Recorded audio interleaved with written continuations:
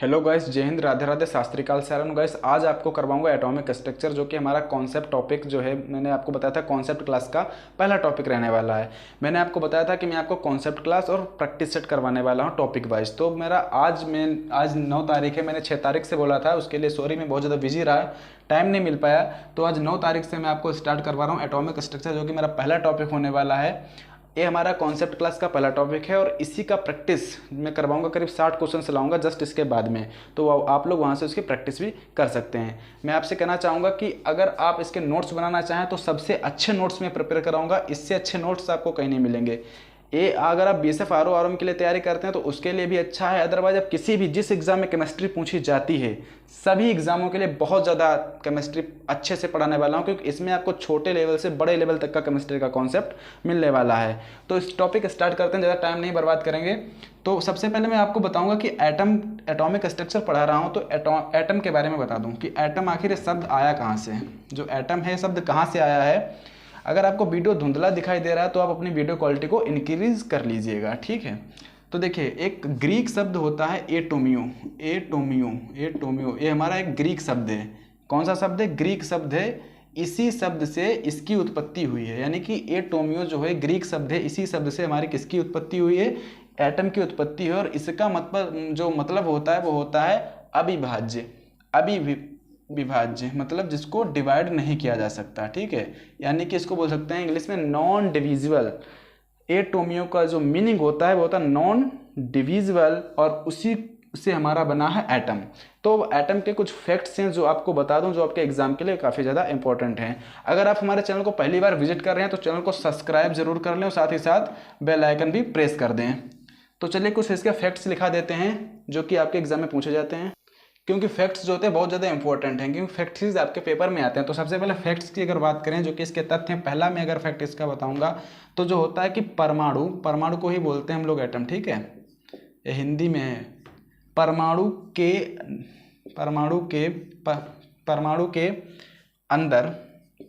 अंदर क्या होता है? एक नाभिक होता है। एक ही नाभिक होता है, ज़्यादा नहीं होते हैं, एक नाभिक होता है। परमाणु के अंदर एक नाभिक होता है। आप लोग नोट्स बना लीजिएगा, लिख लीजिएगा, क्योंकि आप लोगों के लिए काफ़ी बेटर रहेगा। अगर आप लोग अपना सपोर्ट मुझे दिखाएंगे ना तो मैं और भी ज़्यादा कॉन्सेप्ट क्लास करवाऊंगा। अदरवाइज फिर मैं आपको प्रैक्टिस क्लास ही करवाया करूँगा, ठीक है। क्योंकि एक वीडियो शूट करने में बहुत ज़्यादा समय लगता है, और वीडियो में शूट कर रहा हूँ रात के करीब 11 बजे, ठीक है। तो आप लोग अगर सपोर्ट करेंगे तो आप लोगों के लिए मेहनत करूँगा। फिर उसके बाद बात करूँगा कि जो नाभिक होता है धनावेशित होता है। नाभिक पर धनावेश होता है। आप लोग नोट करते चलिएगा, क्योंकि इसका मैं आपको पीडीएफ प्रोवाइड नहीं कराऊंगा। जो मैं प्रैक्टिस क्लास करवाऊंगा उसका पीडीएफ आपको हमारे व्हाट्सएप ग्रुप पर मिलेगा। आप अगर मुझसे बात करनी है तो आप हमारे डिस्क्रिप्शन बॉक्स में जाएं, वहां पर मेरा नंबर है, वहीं पर मेरा व्हाट्सएप ग्रुप है, आप उसमें ज्वाइन हो सकते हैं। वहीं पर मैं इसका आपको पीडीएफ प्रोवाइड करूंगा। इसका नहीं, जो इसका प्रैक्टिस क्लास करवाऊंगा टॉपिक वाइज रिविजन क्लास, उसमें उसको पीडीएफ में प्रोवाइड कराऊंगा। नेक्स्ट आप देख लीजिए, नाभिक पर धनावेश होता है और नाभिक चारों ओर इलेक्ट्रॉनों से घिरा होता है। नाभिक चारों ओर से इलेक्ट्रॉनों से घिरा होता है। ये आपको कुछ बेसिक पॉइंट हैं जो बता देता हूँ। घिरा होता है, ठीक है। परमाणु का, और चौथा पॉइंट आप देखिए, परमाणु का अधिकांश भार उसके नाभिक में ही होता है, ठीक है। ये उसका अधिकांश जो भार होता है वो उसके नाभिक में ही होता है। तो ये इसके जो है 3-4 पॉइंट इसके ज़्यादा इंपॉर्टेंट हैं जो आपके एग्जाम में पूछे जाते हैं। तो आपको मैंने बताया कि नाभिक पर तो धनावेश होता है, जैसे मैंने यहाँ पे लिखा है नाभिक पर धनावेश होता है। तो नाभिक जो चारों ओर से इलेक्ट्रॉन से घिरा होता है, तो इलेक्ट्रॉन पर क्या होता है? ऋणावेश होता है। इस बात को लिखाने की जरूरत नहीं है, आपको पता होगा कि इलेक्ट्रॉन पर ऋणावेश होता है, ठीक है। अब मैं आपको बता दूं नाभिक की जो त्रिज्या होती है, नाभिक की त्रिज्या कितनी होती है, ये भी क्वेश्चंस पेपर में पूछा जाता है। नाभिक की जो त्रिज्या होती है 10⁻15 होती है, 10⁻15 मीटर नाभिक की त्रिज्या 10⁻15 मीटर होती है। ठीक है, तो जो नाभिक की त्रिज्या है वो 10⁻15 मीटर होती है। जो एटम होता है, एटम की त्रिज्या कितनी होती है, तो उसकी बात करेंगे। एटम मतलब परमाणु, एटम की त्रिज्या, एटम की जो त्रिज्या होती है वो होती है 10⁻10 मीटर। क्योंकि आपने देखा होगा कि ये हमारे पास कोई एटम है, ठीक है, उसका यहाँ पर नाभिक है, तो ये इसका सेंटर पॉइंट है, तो इसकी त्रिज्या ऑटोमेटिक छोटी होगी, क्योंकि न्यूक्लियस की तो जो रेडियस है वो तो कम ही होगी, और जो इसकी रेडियस हो जाएगी वो ज़्यादा हो जाएगी।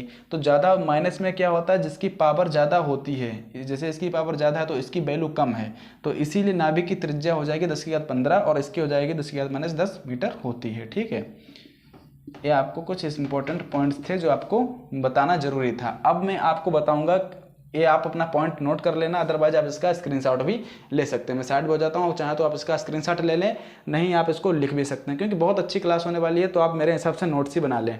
अब मैं आपको पढ़ाऊंगा डाल्टन की एटॉमिक थ्योरी। ठीक है, तो अब हम आपको बताएंगे कि डाल्टन ने एटम के बारे में क्या क्या कहा। तो मैं आपको पढ़ाऊंगा डाल्टन्स एटॉमिक थ्योरी, यानी कि डाल्टन का परमाणुवाद। आपको नहीं दिख रहा तो अब मैं साइड हो जाता हूँ, आप देख लीजिए। डाल्टन का परमाणुवाद आपको बताने वाला हूँ, इसके कुछ फैक्ट्स बताऊंगा, वो आप नोट करिए। तो मैं पहला पॉइंट अगर लिखा हूँ, मैं यहाँ से लिखा रहा हूँ पहला पॉइंट, शायद आपको दिख रहा होगा। ठीक है, मैं यहाँ से लिखा रहा हूँ पहला पॉइंट, तो देखिएगा। डाल्टन ने बताया है कि जो एटम होता है वो सूक्ष्मतम कणों से मिलकर बना होता है, यानी कि परमाणु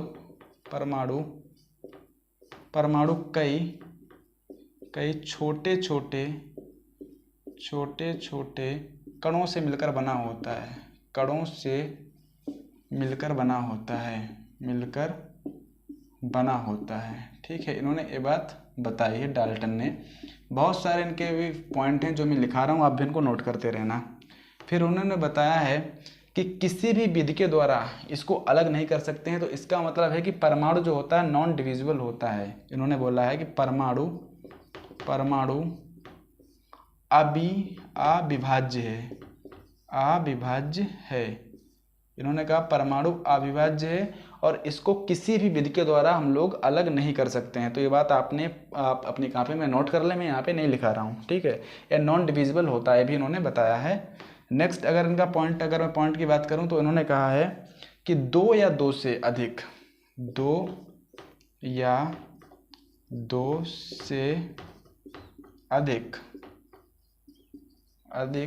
एटम आपस में मिलकर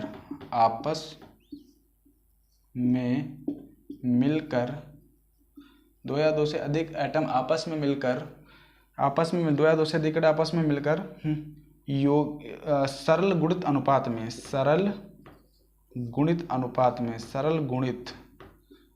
गुणित अनुपात भी इसके बारे में बताऊंगा क्या होता है सरल गुणित अनुपात में अणु या यौगिक बनाते हैं। इन्होंने कहा अणु या यौगिक बनाते हैं, ये हमारे डाल्टन का कहना है। बहुत सारी थ्योरी आई हैं, वो सभी आपको इसी में करवाऊंगा। अणु या यौगिक बनाते हैं, ये इन्होंने बताया है डाल्टन ने। क्वेश्चंस बहुत इससे पूछे जाएंगे, तो आप लोग अगर सपोर्ट करेंगे तो मैं बहुत अच्छे से कॉन्सेप्ट करवा रहा हूँ, मतलब एक एक बात आपको करवाऊंगा। किसी भी जिस एग्जाम में केमिस्ट्री आती है सब में फोड़ के आएंगे, बस आप मेरे साथ बने रहे, मैं आपके साथ बना रहूँगा। तो सरल गुणित अनुपात क्या होता है, जैसे मैं बता दूं, जैसे CO है, ठीक है।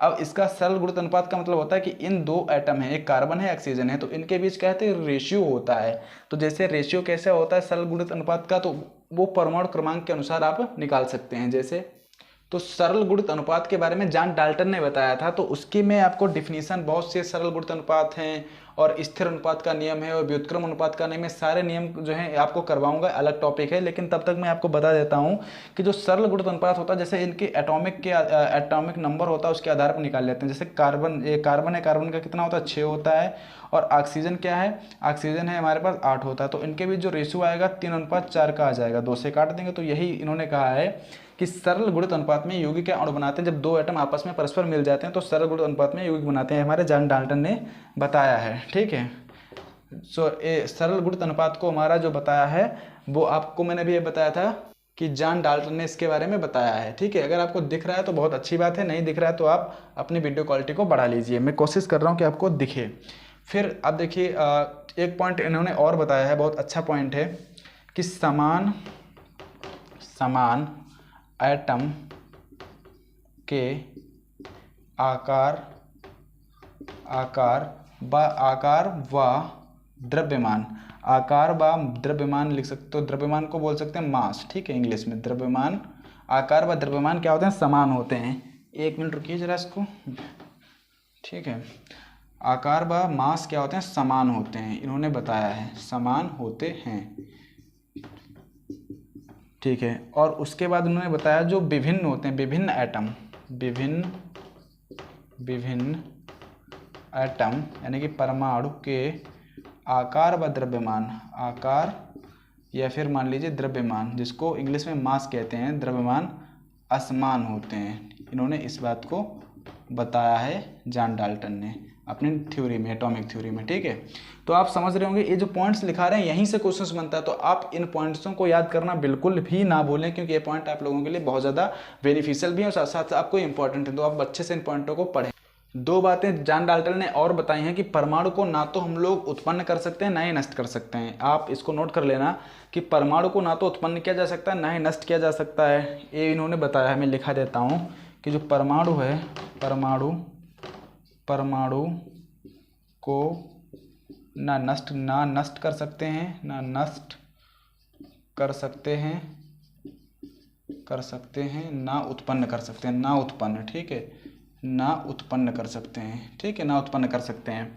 और उन्होंने बताया एटम जो होता है वो रासायनिक क्रियाओं में भाग भी लेता है, ठीक है। इन्होंने बात और एक बताई है कि जो परमाणु होता है, परमाणु रासायनिक क्रियाओं में भाग लेता है, रासायनिक क्रियाओं में भाग लेता है, क्रियाओं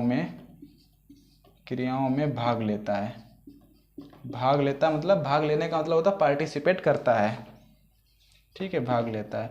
तो इतने सारे जो पॉइंट्स हैं हमारे जॉन डाल्टन ने बताए हैं अपनी एटॉमिक थ्योरी में।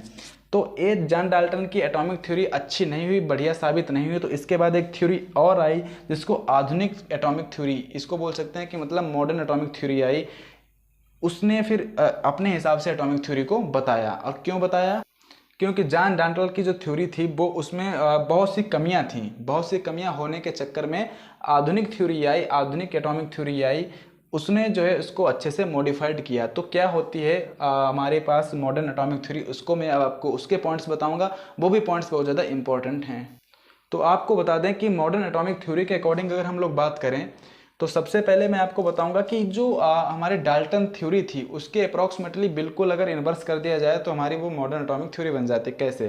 देखिए, इनका जो पहला पॉइंट है, यहाँ से आपको दिख रहा है, पहला पॉइंट है, इन्होंने कहा है कि जो परमाणु होता है वो अविभाज्य नहीं होता है, वो विभाज्य होता है। इन्होंने बोला है कि परमाणु अविभाज्य नहीं है, यानी कि अविभाज्य नहीं है। इन्होंने कहा कि उसको हम लोग डिवाइड कर सकते हैं, नहीं है। इन्होंने साफ साफ बोला है कि परमाणु अविभाज्य नहीं है। परमाणु उन्होंने बोला था कि स्मॉल पार्टिकल से मिलकर बना है, और इन्होंने यहाँ पर आइडेंटिफाई किया है कि परमाणु जो है, परमाणु इलेक्ट्रॉन, फिर लिखा है प्रोटॉन और न्यूट्रॉन से मिलकर बना है। न्यूट्रॉन, मेसान, पॉजिट्रॉन, इन सभी से मिलकर बना है, ठीक है। इलेक्ट्रॉन जो है, परमाणु इलेक्ट्रॉन, प्रोटॉन, न्यूट्रॉन, और आप यहाँ से लिख सकते हैं आप मेसान, ठीक है, मेसान भी एक कण होता है, स्मॉल कण, इनसे मिलकर क्या है, बना है, ठीक है, बना है। इन्होंने इस चीज़ को बताया है यहाँ पर। नेक्स्ट पॉइंट ये बताते हैं कि समान परमाणु के जो समान परमाणु के द्रव्यमान जो हैं, जो इन्होंने बताया भिन्न भिन्न हो सकते हैं, जबकि उन्होंने बताया था कि समान परमाणु के आकार और द्रव्यमान समान होते हैं, डाल्टन ने। लेकिन ये हमारे मॉडर्न थ्योरी बता रही है कि समान परमाणु के द्रव्यमान भिन्न भिन्न होते हैं। इन्होंने बताया होते हैं, ठीक है, होते हैं, भिन्न भिन्न होते हैं। इस चीज़ को आप याद कर लेना। जैसे जिनको समस्थानिक कहा जाता है, ठीक है, द्रव्यमान भिन्न भिन्न होते हैं, जिनको समस्थानिक कहा जाता है, समस्थानिक कहा जाता है, ठीक है, समस्थानिक कहा जाता है। समान परमाणुओं के द्रव्यमान जो होते हैं भिन्न भिन्न भी हो सकते हैं, इस मॉडर्न थ्योरी बोलती है, और जिनको क्या कहा जाता है, समस्थानिक कहा जाता है। और समस्थानिक को इंग्लिश में आइसोटोप कहते हैं। क्या कहते हैं? आइसोटोप। आइसोटोप भी कहा जाता है, वो एक ही बात है। आइसोटोप या समस्थानिक एक ही चीज़ होती है। एग्जाम्पल्स देख लीजिए आइसोटोप के एग्जाम्पल, जैसे कि मैं हाइड्रोजन को ले लूँ 1H1, ठीक है, फिर आता है 1H2, फिर आता है 1H3। ये हमारे पास होता है प्रोटियम, और फिर होता है ड्यूटेरियम, फिर आता है ट्राइटेरियम, ठीक है, ट्राइटियम, ऐसे करके कुछ होता है। तो इसमें आप देख लीजिए कि जो परमाणु क्या है, H सब में हाइड्रोजन समान है, लेकिन इनके जो द्रव्यमान है, यहाँ पर 1 है, यहाँ पर 2 है, यहाँ पर 3 है, भिन्न भिन्न है। तो ऐसे को हम लोग क्या बोलते हैं? समस्थानिक बोलते हैं, ठीक है। इस ऐसे ही को हम लोग समस्थानिक बोलते हैं। नेक्स्ट पॉइंट देख लीजिए आप, इसको मैं मिटा देता हूँ, आप लोग देख लेना। एग्जाम्पल मैंने आपको दिया था, उसको मैं मिटा रहा हूँ। नेक्स्ट अब देखिए चौथा पॉइंट, फिर बताते हैं कि भिन्न परमाणु के द्रव्यमान। भिन्न परमाणु, देखिए भिन्न भिन्न परमाणु के भार समान हो सकते हैं। उन्होंने बताया था भिन्न भिन्न परमाणु के आकार और द्रव्यमान अलग अलग होते हैं, लेकिन उन्होंने क्या बताया, भिन्न भिन्न परमाणु के भार जो हैं समान हो सकते हैं। ये मॉडर्न थ्योरी बता रही है, समान होते हैं, जिन्हें आइसोबार कहते हैं। आइसोबार, जिन्हें आइसोबार कहते हैं। आइसोबार मतलब होता है समभारिक, आइसोबार कहते हैं। आइसोबार को हिंदी में बोलते हैं समभारिक, समभारिक, ठीक है, जिन्हें समभारिक कहते हैं। तो समभारिक कैसे बनेगा, देखिए इसका अगर मैं एग्जांपल ले लूँ तो इसके भी एग्जांपल बहुत ज़्यादा हैं। कैसे मैं समभारिक का एग्जांपल, कोई भी आप समभारिक का आप एग्जांपल उठा सकते हैं। तो समभारिक के लिए अगर मैं आपको एग्जांपल बताऊं तो एग्जांपल ऐसा हो जाएगा, जैसे कि आपने देखा होगा 7N14, और एक आपने देखा होगा 6, 6, 14, ऐसे आपने देखा होगा। तो ये देखिए द्रव्यमान संख्या इनकी समान है, तो ये हमारे समभारिक के क्या होते हैं, एग्जाम्पल होते हैं। तो ये हमारे यहाँ पर एग्जाम्पल हो जाएंगे समभारिक के, आप इसको देख लीजिएगा, ठीक है। अब मैं अगर नेक्स्ट पॉइंट की ओर बढ़ूँ तो नेक्स्ट पॉइंट हमारा कहता है, इन्होंने बताया है कि जो हमारे पास जो अणु होता है वो स्वतंत्र अवस्था में होता है, ठीक है। तो इन्होंने कहा जो है, एक चीज़ इन्होंने सबसे पहले बताई है कि जो हमारे पास जो रिएक्शन होती है, मतलब रिएक्शन में क्या होता है कि हमारे पास एटम्स मिलते हैं, वो यौगिक नहीं बनाते हैं बल्कि अणु बनाते हैं। तो इन्होंने कहा है कि एटम यानी कि एटम्स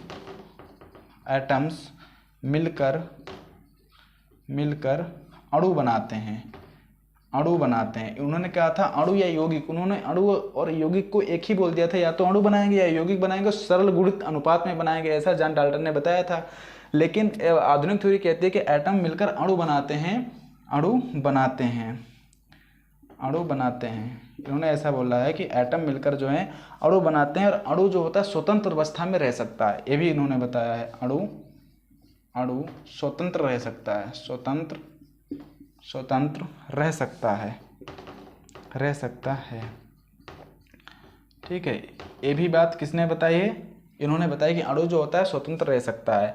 और इन्होंने बताया कि जो यौगिक होते हैं, यौगिक में सरल गुणित अनुपात होना कोई ज़रूरी नहीं है। ये बात को इन्होंने आइडेंटिफाई कर दिया है कि मैं इसको लिख देता हूँ कि यौगिकों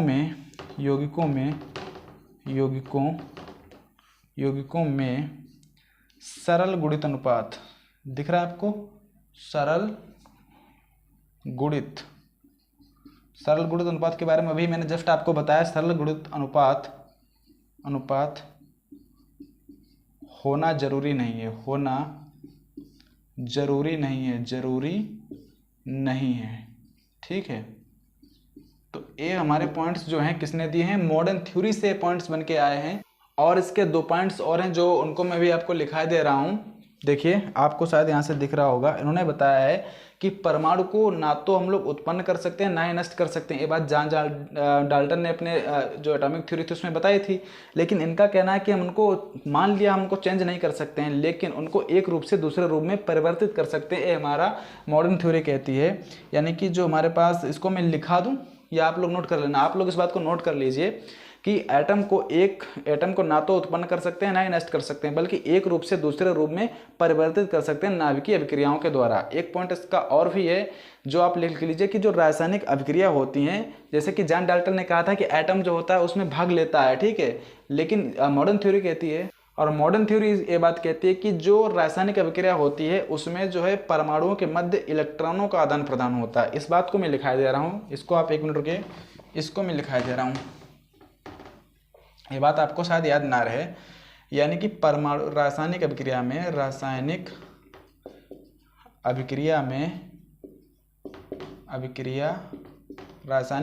में परमाणु भाग लेते हैं, किसने कहा था? जॉन डाल्टन ने। लेकिन एक कहती, मॉडर्न थ्योरी कहती है कि रासायनिक अभिक्रिया में परमाणुओं के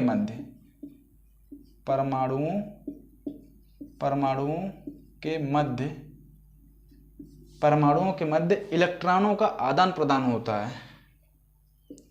इलेक्ट्रॉन का आदान प्रदान होता है, ठीक है, इंटरचेंज होता है, आदान प्रदान होता है। और जब इलेक्ट्रॉनों का आदान प्रदान होता है तो उस रिएक्शन को क्या कहते हैं? आपको बता दूंगा, जब हम आपको रिएक्शंस के बारे में बताएंगे तो आपको पता चल जाएगा इलेक्ट्रॉनों का आदान प्रदान, ठीक है। आप जब वो बैलेंसी इधर से उधर होती है तो उसको रिएक्शन को अगर आपको पता है तो बताए, नहीं तो फिर मैं भी आपको बताता हूँ। तो इतने सारे जो पॉइंट्स हैं आप जो देख पा रहे हैं ये हमारे मॉडर्न एटॉमिक थ्योरी से मिले हैं और इन्हीं से बहुत सारे क्वेश्चंस बन जाते हैं। फिर इसके बाद अगर मैं बात करूँगा तो परमाणु के मूल कण जो आते हैं उनके बारे में थोड़ी चर्चा करने वाले हैं। तो अब मैं आपको पढ़ाऊंगा कि परमाणु के मूल कण, जैसे कि मैंने आपको बताया जो परमाणु एटम होता है वो electron, proton, neutron, positron, Mason से मिलकर बना होता है। लेकिन अभी हम पॉजिट्रॉन और इनकी मेसान की चर्चा नहीं करेंगे। ये आपको जो क्वेश्चंस करवाएंगे तो उसमें कवर करा देंगे, क्योंकि वो चीज़ बाद में भी कवर हो जाएगी। लेकिन सबसे जो इंपॉर्टेंट हैं इलेक्ट्रॉन, प्रोटॉन, न्यूट्रॉन, इनके बारे में बताएंगे। तो पहले आपको बता दूं कि इलेक्ट्रॉन की खोज किसने की, प्रोटॉन की खोज किसने की और न्यूट्रॉन की खोज किसने की। तो एक आप चीज़ ध्यान कर लीजिए, ईटा पर नचे, ठीक, इस चीज़ को आप याद कर लीजिए, ईटा पर नचे। तो ई से मतलब हो गया इलेक्ट्रॉन, ठीक है, टा से हो गया टॉमसन, ठीक है, टॉमसन। तो इलेक्ट्रॉन की खोज किसने की थी? टॉमसन ने। तो हो गया ईटा, मतलब ट्रिक बता रहा हूँ, ईटा पर नचे। और पर से पासे हो गया प्रोटॉन, ठीक है, प्रोटॉन, पासे प्रोटॉन, और रासे क्या हो गया? रदरफोर्ड, ठीक है। नचे मतलब ना से हो गया न्यूट्रॉन, 0n1, ना से हो गया न्यूट्रॉन, और चे से हो गया चैडविक, चे से क्या हो गया? चैडविक। तो इस चीज़ को आप याद कर लेना, ठीक है। आप लिख लीजिए, मैं आपको केवल समझाने के यहाँ पे पर लिख रहा हूँ, बाकी आप लिख लेना। ईंटा पर नचे, ये हमारे पास एक ट्रिक होती है याद करने की, ईंटा पर नचे। तो ई से मतलब इलेक्ट्रॉन, टा से मतलब टॉमसन, पर मतलब पर का यहाँ पर मीनिंग है पासे प्रोटॉन, रा से रदरफोर्ड, नचे का मतलब है ना से न्यूट्रॉन और चे से चैडविक। तो ईंटा पर नचे एक ट्रिक है जिससे हम लोग याद कर देते हैं। तो इसके अब हम मूल कण बताएंगे आपको। सबसे पहले आपको पढ़ाएंगे इलेक्ट्रॉन के बारे में। देखिए यहाँ से आप पढ़िए, इलेक्ट्रॉन आपको दिख रहा है, ठीक है। इलेक्ट्रॉन के बारे में आपको पढ़ाऊंगा, इलेक्ट्रॉन। चलिए इलेक्ट्रॉन के बारे में आपको कुछ इंपॉर्टेंट बातें बता देता हूँ। यह परमाणु का अत्यंत छोटा कण है, ठीक है, यह परमाणु का अत्यंत छोटा कण है, मतलब अत्यंत छोटा कण है, अत्यंत छोटा कण है, बहुत ज़्यादा छोटा कण होता है। फिर बात करूँगा इसके ऊपर चार्ज कितना होता है, ठीक है। तो पॉइंट नंबर 1 हो गया। इसके आगे पॉइंट नंबर 2, ठीक है, यह ऋणावेशित होता है, आपको पहले बताया यह ऋणावेशित होता है, लिख देता हूँ मैं एक बार, यह ऋणावेशित होता है, यह ऋणावेशित होता है, ये बात चाहे आपको पता होनी चाहिए। तीसरा पॉइंट इसका लिख लीजिए, इस पर 1.6 × 10⁻⁻19 कूलाम क्या होता है? आवेश होता है, आवेश होता है। इस चीज़ को आप लिख लेना, लिखो। फिर लिखे इसका, यानी कि इलेक्ट्रॉन का, ओके, इसका, 1 मिनट, इसका जो बैट होता है, ठीक है, इसका भार, इसका वजन या इसका भार बोल सकते हैं, इसका भार होता है 9.1 × 10⁻31 kg। क्या होता है? इसका भार होता है, इसका भार बोल सकते हैं, इसका द्रव्यमान बोल सकते हैं। जो इलेक्ट्रॉन का जो द्रव्यमान होता है, यानी कि इलेक्ट्रॉन का जो द्रव्यमान होता है वो 9.1 × 10⁻31 kg होता है। तो ये हमारी इंपॉर्टेंट बातें जो हम यहाँ पर लिखा रहे हैं वो इलेक्ट्रॉन के बारे में लिखा रहे हैं, अभी आपके एग्जाम में पूछी जाती हैं, ठीक है। नेक्स्ट अगर मैं बात करूँ तो इसका जो, अगर मैं इसका जो द्रव्यमान मैंने लिखा है, अगर हाइड्रोजन के कंपेयर में देखूँ तो देखिए इसका द्रव्यमान इसका द्रव्यमान, इसका द्रव्यमान हाइड्रोजन के अगर कंपेयर में देखा जाए, इसका द्रव्यमान हाइड्रोजन के कंपेयर में हो जाएगा, इसका द्रव्यमान हाइड्रोजन के कंपेयर में, तो इसको लिखता हूँ हाइड्रोजन का 1/1837, ठीक, 1/1837वां भाग होता है, ठीक है। इसको आप याद कर लेना। आपके एग्जाम में डायरेक्ट क्वेश्चन आ जाता है कि जो इलेक्ट्रॉन होता है वो हाइड्रोजन का कौन सा भाग होता है, तो 1/1837 36 ऐसे लिख के आता है, तो 37वां भाग होता है। तो इसको आप अच्छे से याद कर लेना। और अगर मैं बताऊं, जो इसकी जो खोज तो चैडविक ने की ही थी, वो तो आपको पता ही है। तो इसकी जो खोज हुई थी वो कब हुई थी, वो 1897 ईस्वी में हुई थी, ये भी ध्यान रखना है। 1897 ईस्वी में, सॉरी चैडविक नहीं, इसकी जो खोज की थी टॉमसन ने की थी 1897 ईस्वी में।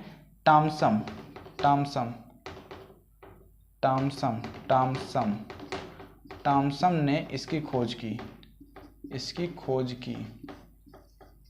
ठीक है, इसकी खोज की। तो ये चीज़ आपको ध्यान रखना, 1897 ईस्वी में क्या हुई थी, इसकी खोज हुई थी। और इसको प्रदर्शित किससे करते हैं, इस बात को भी आपको मैं बताना चाहता हूँ। इसको प्रदर्शित करते हैं, इलेक्ट्रॉन को ऐसे सिंबल बना देते हैं, ऐसे करके, ठीक है।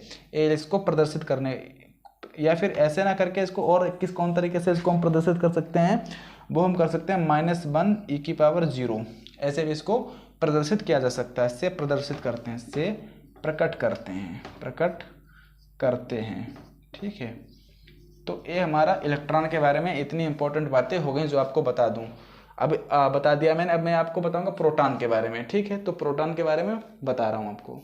तो अब बताऊंगा प्रोटॉन के बारे में। देखिए, तो ये लिखा है प्रोटॉन, शॉर्टकट में लिख दिया है, आप लोग समझ लेना। प्रोटॉन की बात करूं तो प्रोटॉन क्या होता है, प्रोटॉन धनावेशित कण है। प्रोटॉन एक धनावेशित कण है,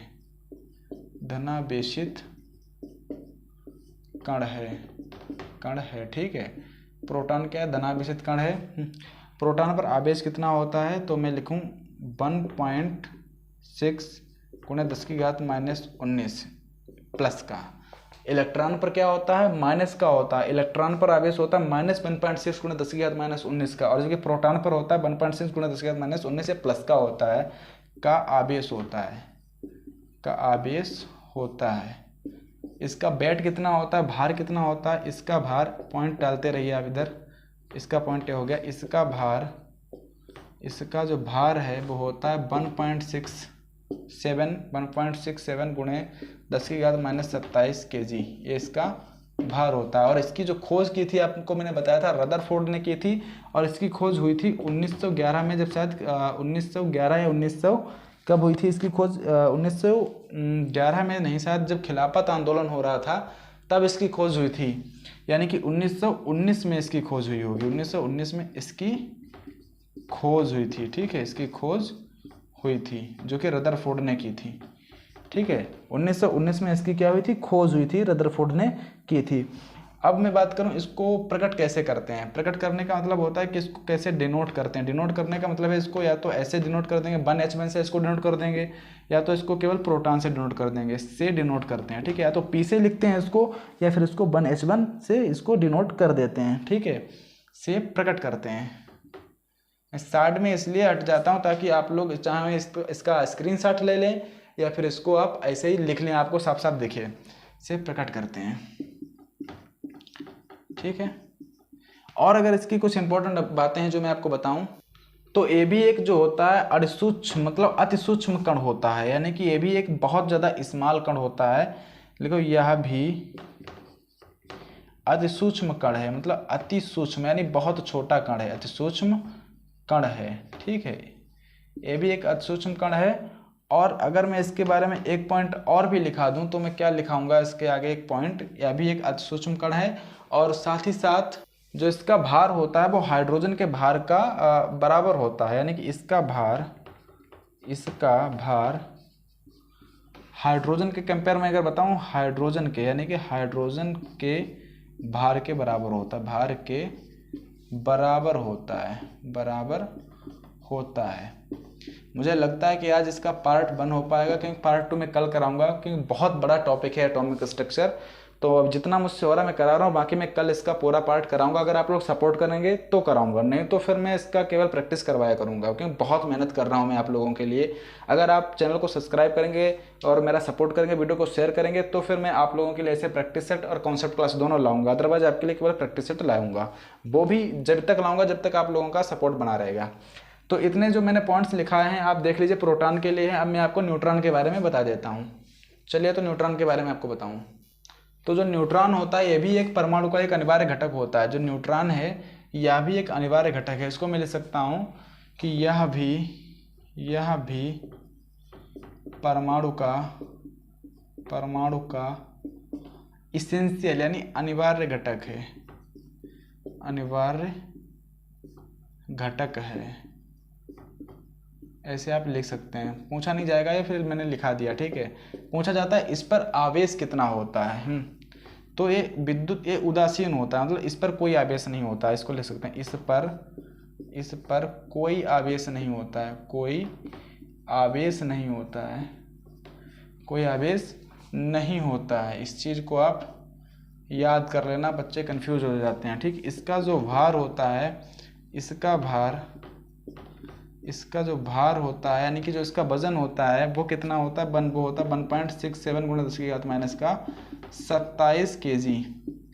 इसका वजन जो होता है वो अप्रोक्सीमेटली आप कह सकते हैं जो प्रोटॉन होता है उसके भार के बराबर इसका भी भार होता है, ठीक है। ये बात अभी मैंने आपको यहाँ पर बता दी है।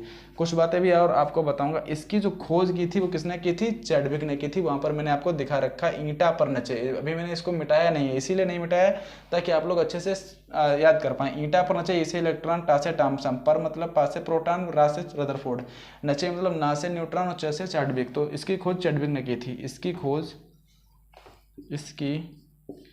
खोज चैडविक ने की थी, ठीक है। चैडविक ने की थी। तो ये भी आपको पता होना बहुत ज़रूरी है। इतने सारे जो पॉइंट हैं इसके पूछे जाते हैं। और इसका जो वजन होता है ना वो भी हाइड्रोजन के बराबर ही होता है, यानी कि इसका भार जो होता है, इसका भार हाइड्रोजन के भार के बराबर ही होता है, भार के बराबर होता है, ठीक है। इसको नोटेशन इसका कैसे देते हैं, 0n1 से इसका नोटेशन दिया जाता है। क्योंकि और भी तरीके हैं, जैसे कि न्यूट्रॉन है तो 0n1 भी दे सकते हैं, अदरवाइज ना देना चाहें तो केवल n दे दें। तो इसका जो नोटेशन है 0n1 n से डिनोट करते हैं, इसको डिनोट करते हैं, ओके, डिनोट करते हैं। तो न्यूट्रॉन के बारे में बात हो गई है, ठीक है। तो इतनी बातें जो थी वो न्यूट्रॉन के बारे में थी, जो कि बहुत ज़्यादा इंपॉर्टेंट हैं, आपके एग्जाम में आती हैं। तो अब हम अगर आगे बढ़ें और आगे का आपको कुछ इंपॉर्टेंट चीज़ें बताएं, तो उससे पहले मैं आपको थोड़ा बहुत और बता देता हूँ, वो आप याद कर लीजिएगा। इसको पहले मैं मिटा देता हूँ, फिर बताऊँ आप। कभी कभार क्या होता है कि पेपर में पूछ दिया जाता है कि जो प्रोटॉन का भार है वो इलेक्ट्रॉन के कंपेयर में कितना है, या फिर पूछ दिया जाता है कि जो न्यूट्रॉन का भार है वो इलेक्ट्रॉन के कंपेयर में कितना है, कौन सा भाग है। तो वो आपको बता देता हूँ, क्योंकि बहुत अच्छे लेवल का क्वेश्चन आता है तब ये पूछा जाता है।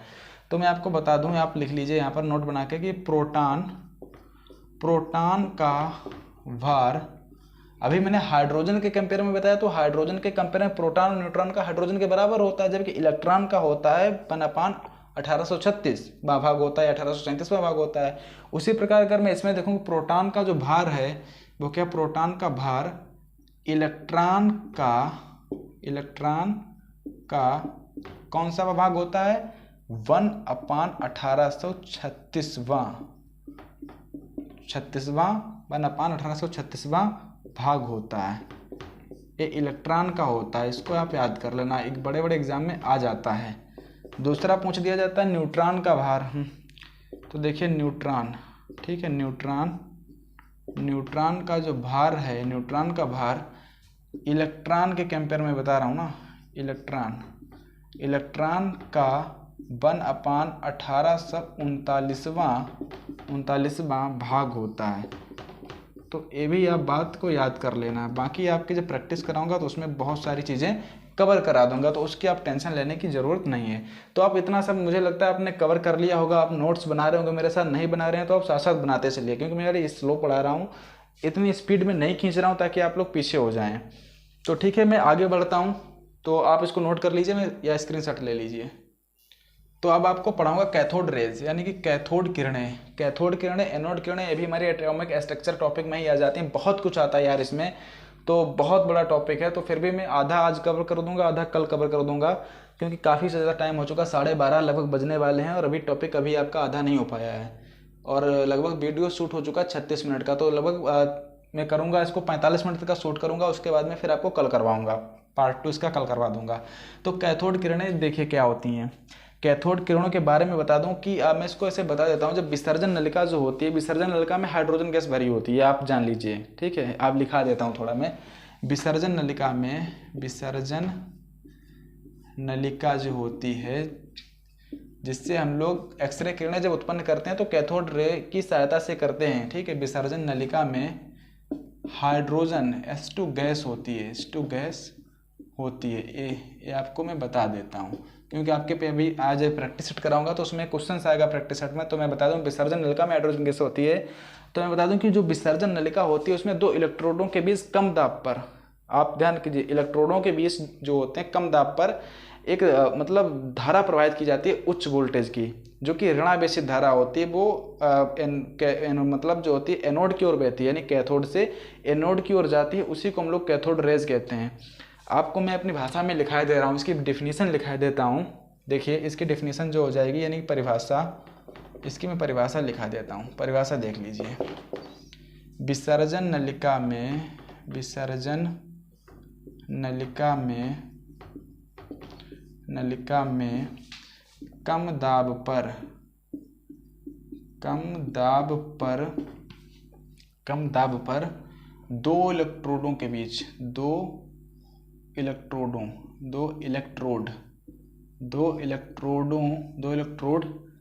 के बीच प्रवाहित उच्च वोल्टेज की धारा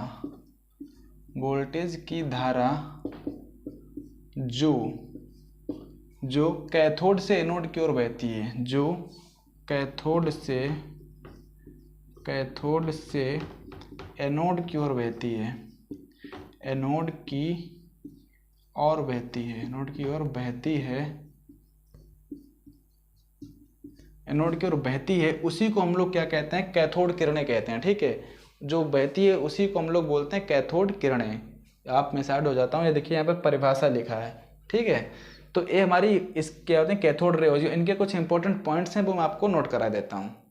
तो पहला इनका पॉइंट है कि एक किरणें ऋणावेशित होती हैं, ठीक है। पहला पॉइंट देखिए, ये किरणें क्या होती हैं, ऋणावेशित होती हैं, ऋणावेशित होती हैं, यानी कि इन पर माइनस चार्ज होता है, ऐसा समझ लीजिए, ऋणावेशित होती हैं। इन्हीं के कैथोड किरणें को हम लोग इलेक्ट्रॉन किरणें भी कहते हैं, ऋणावेशित होती हैं। इसीलिए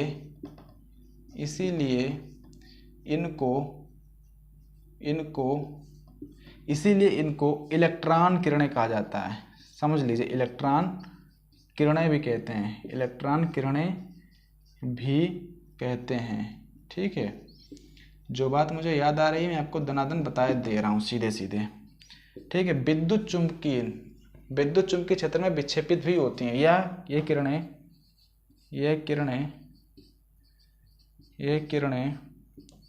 विद्युत चुम्बकीय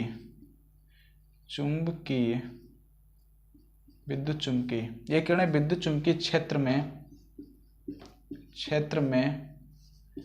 क्षेत्र में क्या होती हैं, एनोड की ओर विक्षेपित होती हैं, एनोड की ओर, या बोल सकते हो धनावेशित की ओर। एनोड को धनावेशित भी कहते हैं, ठीक है। धनावेशित में यहाँ पे लिखा देता हूँ, धनावेशित, ठीक है। ये जो धनावेशित आपको दिख रहा होगा, एक किरणें विद्युत क्षेत्र में धनावेशित की ओर विक्षेपित होती हैं, विक्षेपित होती हैं, ठीक है, विक्षेपित होती हैं।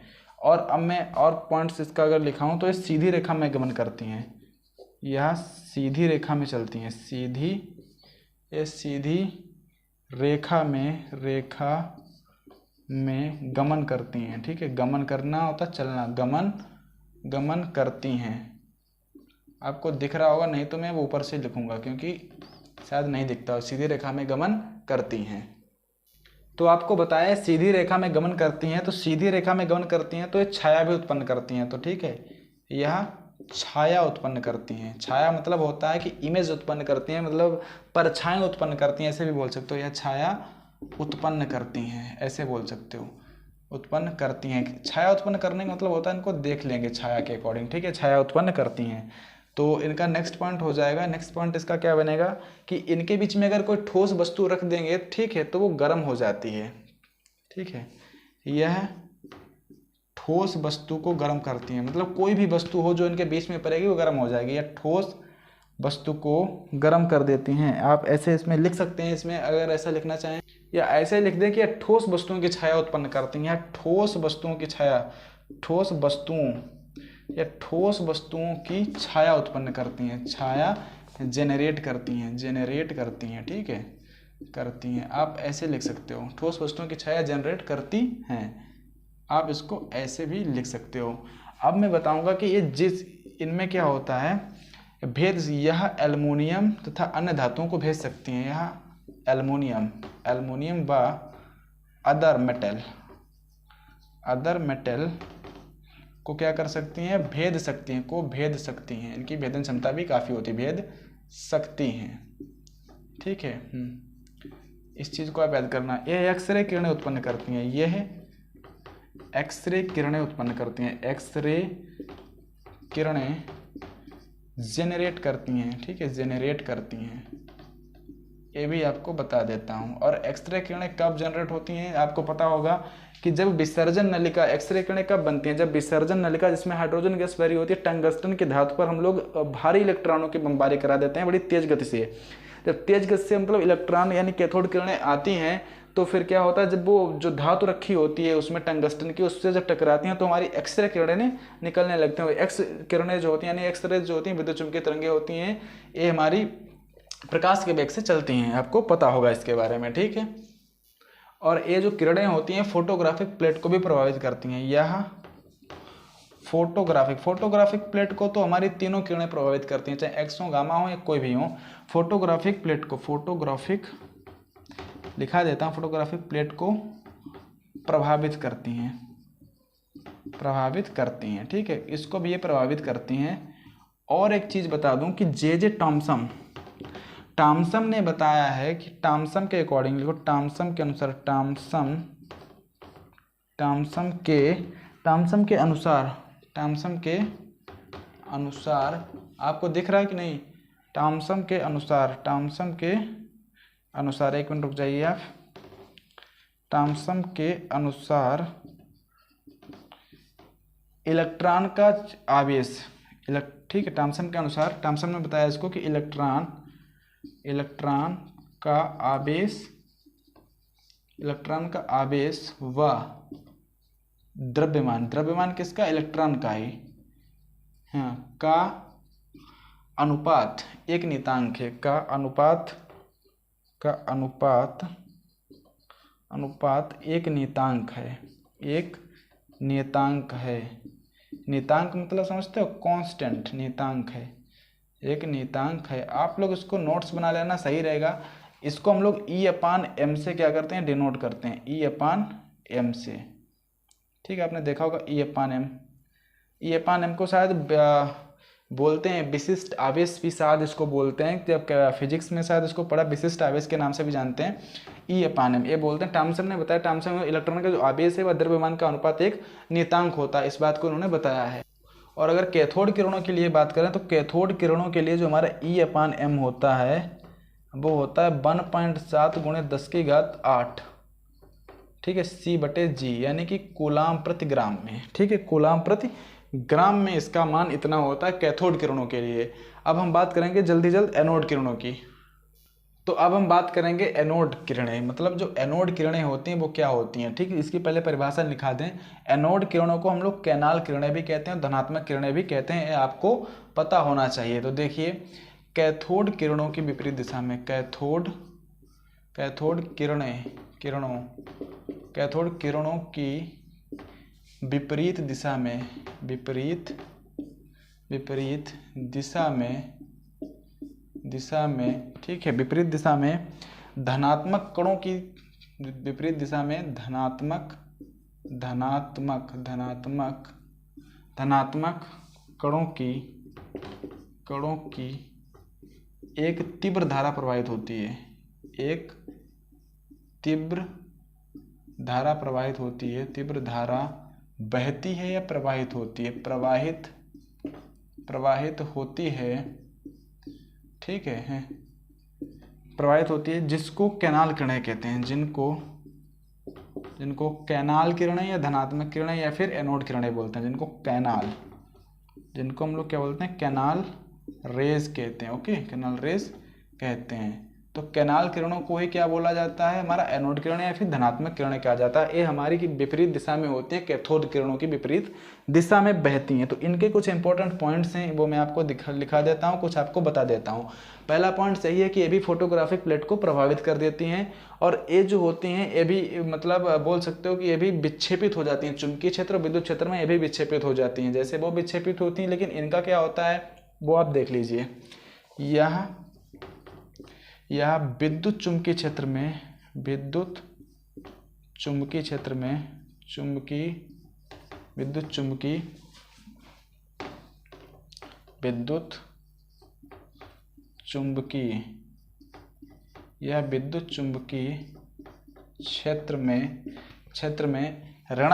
ऋणावेशित या बोल सकते हो कैथोड की ओर, कैथोड क्या होते हैं,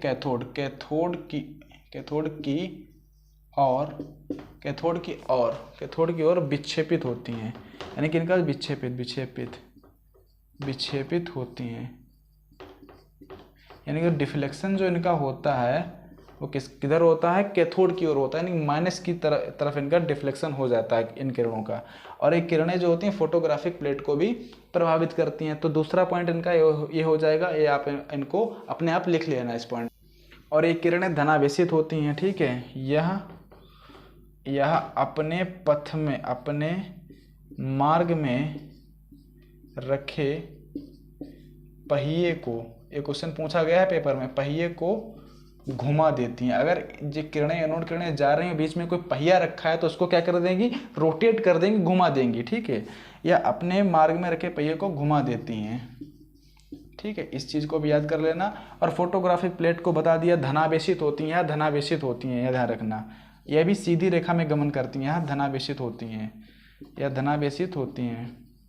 जो डिफरेंट पॉइंट है वो मैं लिखा देता, धनावेशित होती हैं और सीधी रेखा में गमन करती हैं, धनावेशित होती हैं या धनावेशित होती हैं, सीधी रेखा में चलती हैं, सीधी रेखा में गमन करती हैं, सीधी रेखा में गमन करती हैं। ये मैंने इधर ही लिखा दिया है, ठीक है, सीधी रेखा में गमन करती हैं। तो आपको समझ में आ रहा होगा, ये भी सीधी रेखा में गमन करती हैं, ठीक है। और अगर मैं बताऊं, अगर ये सीधी रेखा में गमन कर रही हैं और उनके बीच में कोई ठोस वस्तु रख जाती है, जैसे एक किरणें अगर सीधी रेखा में जा रही हैं, कोई ठोस वस्तु उनके बीच में रख देंगे तो ये भी छाया उत्पन्न कर देंगी। जैसे हमारी कैथोड किरणें कर रही थी तो ये भी छाया उत्पन्न कर देती हैं। तो अगर इन किरणों के लिए हम लोग E/m की वैल्यू निकालें, E/m कितना होता है, तो वो होता है 9 पॉइंट में कुछ वैल्यू होती है, उसका मुझे एग्जैक्ट तो नहीं पता, लेकिन 9.5 एग्जैक्ट वैल्यू तो मुझे नहीं पता, लेकिन 9.5 गुणा 10 की घात शायद 4 होता है, कन्फर्म ही ये समझ लो 7c/g होता है, ठीक है। ये इनका E/m होता है, जो कि E/m हमारा टॉमसन ने बताया था कि जो E/m होता है एनोड किरणों के लिए वो होता है 9.5 गुणा 10 की घात 4c/g, यानी कि कूलाम प्रति ग्राम हमारा E/m होता है। किसके लिए, एनोड किरणों के लिए। तो अगर मैं बात करूं इस E/m के बारे में, तो E/m निर्भर किस पे करता है, जो E/m होता है निर्भर करता है कि जो विसर्जन नलिका है उसके अंदर गैस कौन सी ली गई है। यानी कि अगर डिफरेंट गैस के लिए डिफरेंट E/m वैल्यू होती है, ठीक है, एक गैस के हिसाब से बदलती रहती है, बल्कि E/m जो मान होता है वो कांस्टेंट होता है, हमारे टॉमसन ने बताया है। कैथोड के लिए अलग था, एनोड के लिए अलग है। तो आई होप आप ये सब अच्छे से समझ गए होंगे, नहीं समझे तो एक बार दोबारा से रिपीट करके देख लेना, बहुत अच्छे से करवा रहा हूँ। और अब मैं बात करूँगा इसके आगे की, ठीक है। तो देखिए तो अब हम बात करेंगे रदरफोर्ड के नाभिकीय प्रारूप के ऊपर। तो रदरफोर्ड का जो नाभिकीय प्रारूप होता है वो क्या होता है, इसके बारे में भी बताना बहुत ज़रूरी है। फिलहाल आपको पता होगा रदरफोर्ड ने क्या किया था कि 1911 ईस्वी में 1911 में इन्होंने क्या किया कि सोने की झिल्ली पर अल्फा कणों की बमबारी करा दी। सोने की झिल्ली ली और उस पर अल्फा कणों की बमबारी करा दी। तो इनको क्या हुए, उससे बहुत कुछ निष्कर्ष प्राप्त हुए। जैसे कि मान लीजिए हमारा कोई एटम है ऐसे करके, इसके अंदर तो नाभिक होता है आपको पता ही है। तो उन्होंने क्या किया कि अल्फा कणों की बमबारी कराई। जैसे कि अल्फा कण ऐसे उन्होंने क्या किया, इसकी बमबारी करा दी इस एटम के ऊपर। तो जब बमबारी कराई तो उन्होंने देखा कि कुछ तो हैं जो सीधे निकल गए हैं, कुछ तो सीधे ही निकल के चले गए हैं। कुछ इन्होंने देखा कि वो सीधे नहीं गए बल्कि अपने मार्ग से विचलित हो गए। जैसे कि वो ऐसे गए तो वो ऐसे निकल के गए, मतलब विचलित हो गए। ऐसे गए तो ऐसे हो गए, कुछ तो मतलब अपने रास्ते से विचलित हो गए। कुछ में क्या हुआ कि वो जिस हिसाब से गए, मान लो ऐसे एक रेखा थी तो वो जिस हिसाब से गए और उसी हिसाब से वो वापस आ गए, उसी रेखा पर वापस आ गए। तो ऐसा इनको देखने को मिला जब इन्होंने सोने की झिल्ली पर अल्फा कणों की बमबारी कराई। तो 1911 में रदरफोर्ड ने तो इन्होंने एक तरीके से इनको एक नाभिक की, देखा जाए तो एक तरीके से नाभिक की खोज इन्होंने ही की, ऐसे भी आप कह सकते हैं। तो पहले जो इनको निष्कर्ष प्राप्त हुए मैं उनको नोट करता हूँ। आप देखिए इस चित्र को मैं साइड में बना देता हूँ ताकि आपको जो पॉइंट्स लिखा हूँ उसमें दिक्कत ना हो।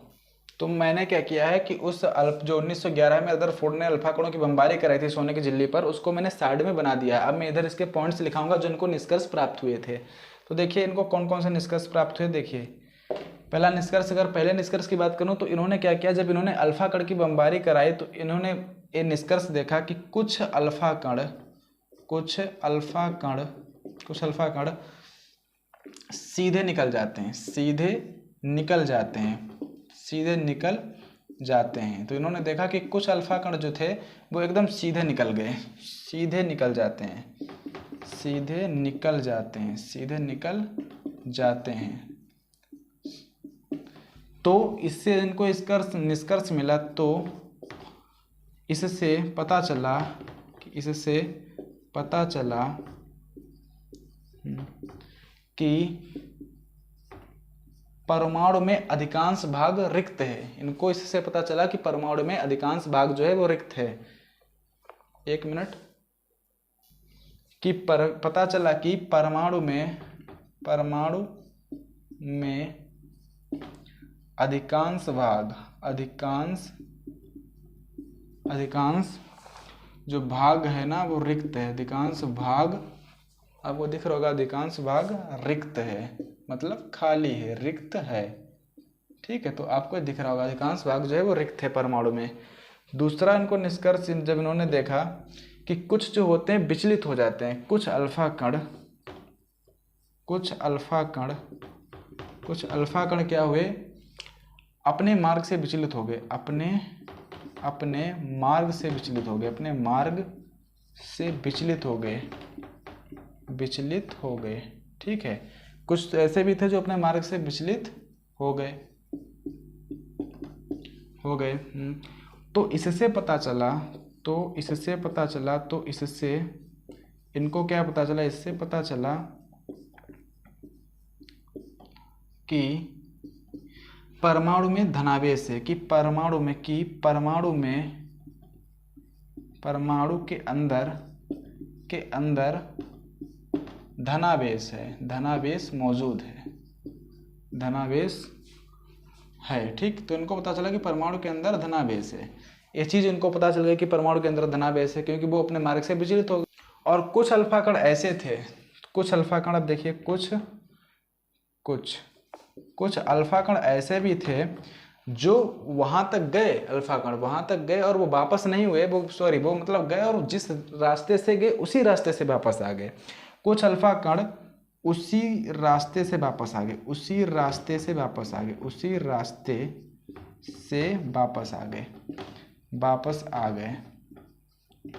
आ गए। जैसे मैंने यहाँ पर बना के रखा है, जैसे कि ए वाला अल्फा कण ऐसे गया और इधर से इधर आ गया। तो इससे इनको क्या पता चला, तो पता चला कि संपूर्ण धनावेश, जो संपूर्ण धनावेश है, कि संपूर्ण धनावेश जो है, धनावेश परमाणु के अति सूक्ष्म भाग में, अति सूक्ष्म परमाणु के अति सूक्ष्म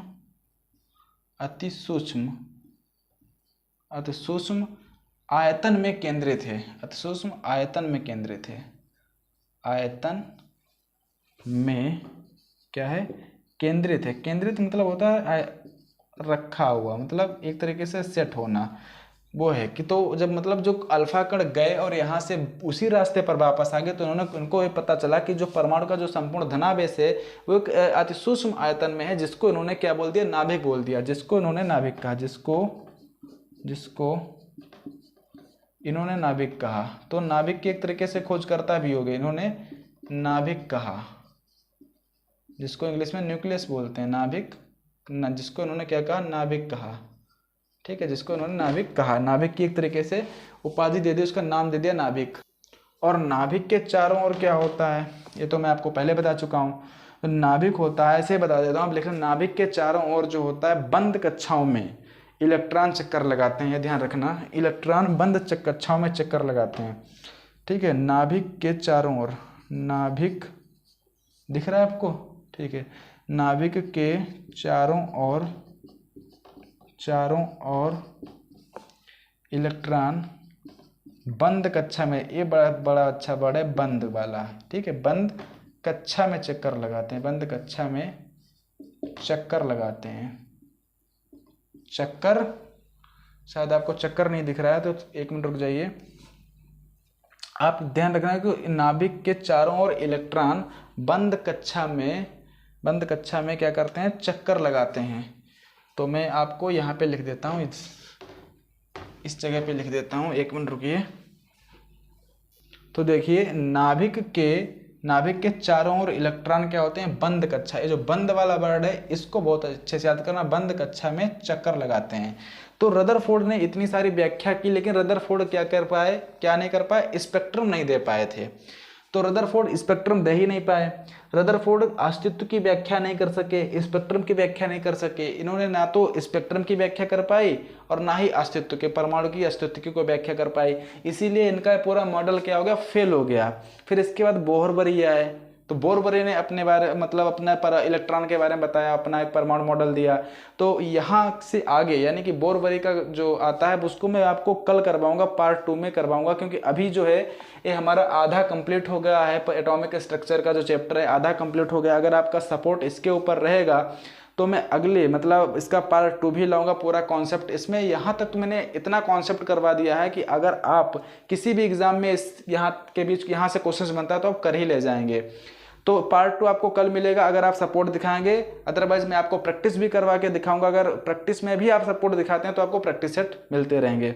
thank you so much guys for watching this video. Next part आपको कल मिलने वाला है। अगर आप चैनल पर न्यू हैं तो वीडियो को लाइक और चैनल को सब्सक्राइब जरूर कर दें, साथ ही साथ बेल आइकन प्रेस कर दें। तो फिर मिलते हैं नेक्स्ट वीडियो में। चैनल को सब्सक्राइब करना बिल्कुल मत भूलना, क्योंकि अगर आप मेरा सपोर्ट करेंगे तो मैं आप लोगों के लिए इसे परमानेंटली मेहनत करता रहूँगा। जय हिंद।